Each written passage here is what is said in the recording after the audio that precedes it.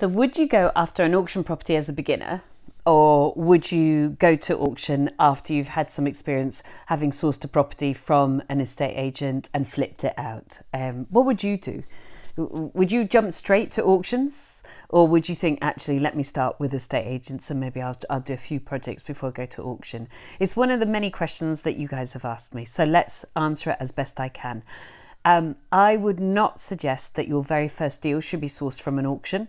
And the reason for that is it's just a bit too much when you haven't got used to everything else. Like for me, buying a property, all the kind of steps, because I've done it so often. I have a conveyancing spreadsheet and I kind of just know all the steps. It's kind of like drinking a cup of tea or driving. It's almost an automatic pilot now. I've done it so often, the gear stick and the brakes and the driving and look in the mirror and, clunk click and all of that stuff. But the first time you drive, you wouldn't want to be going on the Monte Carlo or on the motorway, would you? I mean, they don't allow you to go on the motorway in the very beginning, do they? My son and I, when he was learning to drive, I met him when he was a student. I met him in Manchester, and we drove the A and the B roads from Manchester to London instead of taking the motorway to allow him to learn to drive. Like, it was a pretty hair-raising experience for both of us. We didn't fall out. We had one moment where it was a bit close when he almost drove onto a motorway. But basically, it was about 6.5, 7 hours of practice driving rather than him going on motorways. So it's a bit of family legend these days.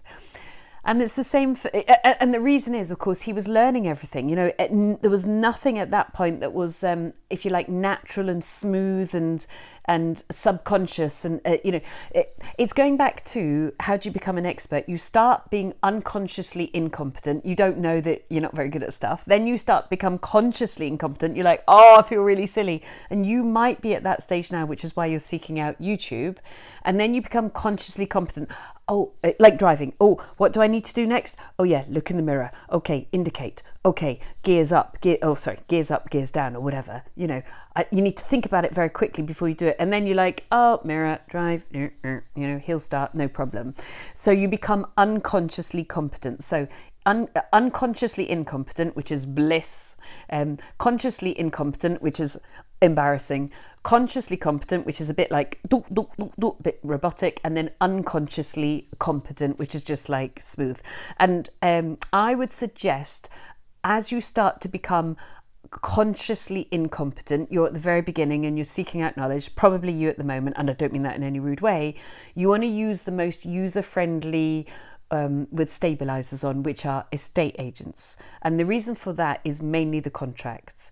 With an auction, and it will depend on the auction, sometimes they give you 6 weeks, sometimes they only give you 28 days, you exchange on the night. So if you've messed up your legals, if your lawyer hasn't spotted a legal problem, or more damaging, you haven't by mistake realized that you really need to get your lawyer to do the conveyancing or the legal pack in advance of you bidding on it, it's too late.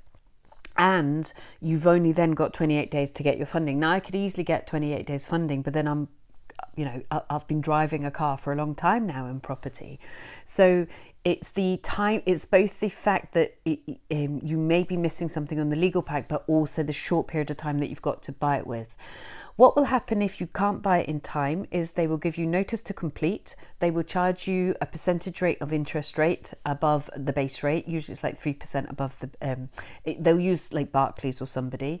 And then they'll give you a couple of weeks extra breathing space, but don't count on it. And then they will take your 10% deposit.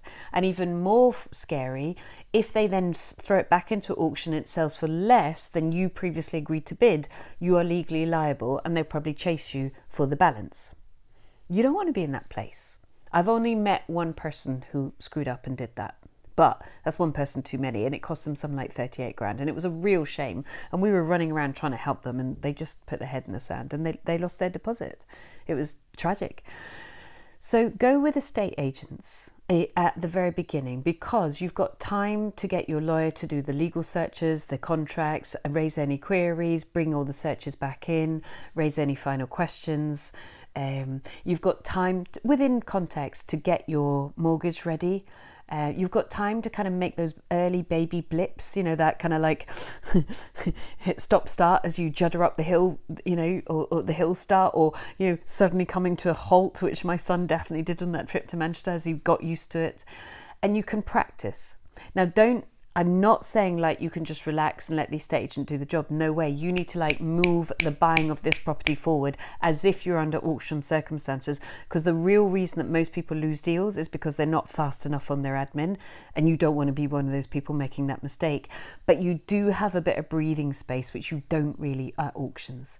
However, the minute you feel that your L plates at the very least are on and you've maybe passed your test, then I want you buying at auction, but following some very clear processes so that you don't make mistakes, because buying pre, during and post at auction is an amazing way for you to buy deals. It's really good fun. It always makes for great stories.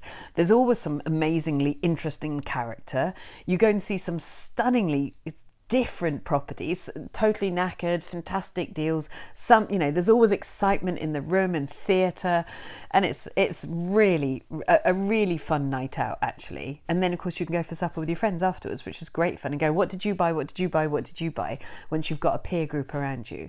So don't be put off buying at auction, but get your, while you're on stabilizers, you know, on a bicycle or an L plates with a car, I would suggest you do a few deals through estate agents, and then you go, right, I've understood the process of the legal side of buying a house.